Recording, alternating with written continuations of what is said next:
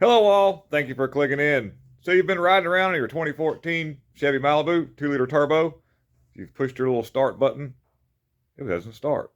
Let me show you the most common problem, and it's often overlooked. People will go way over the top messing with everything, but believe it or not, the starter button system is pretty reliable.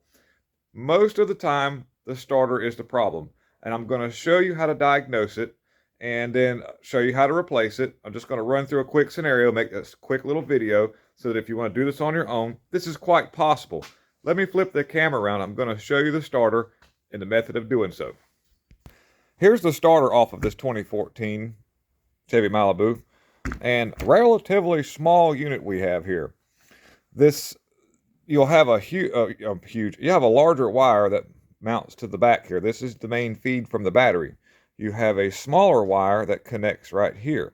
Okay, so, and you could do this on your own if you set up enough stuff, and it requires a few, not that special of a tool. I like to use a test light, or you could even go as far as having a power probe, as long as you've got some kind of way to test for power on this light.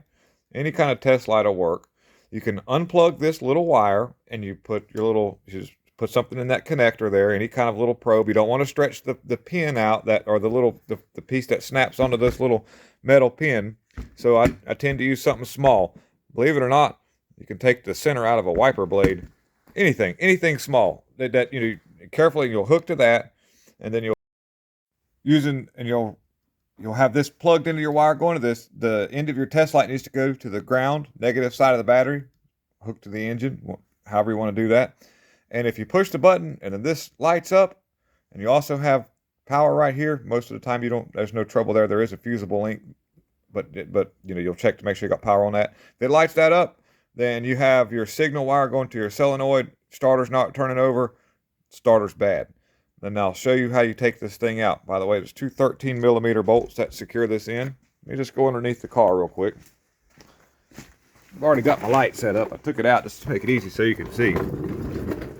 And it mounts up in here. And thank goodness it's small enough it'll snake right out. And my basic tools that I used was a 6-inch extension that would go over top, and it was just a little bit of, you just had to find the feel for the bolt at the top that's up here. You can see where that hole is. You'll take that out and you remove the lower bolt. And by the way, it's a really good idea to unhook the negative wire on the battery. You want to do that. I like to unhook the negative wire, because that way there's no way you can short it even at the battery. And then once you do, you can take those bolts out. Then the starter will just come right out. Then you reverse the process, put it back up in there. And if you're pretty handy, you can do this job in less than an hour, including getting the car jacked up. But just wanted to run you by that right quick. Let me get out from underneath here and I'll flip the camera around and hopefully it'll work.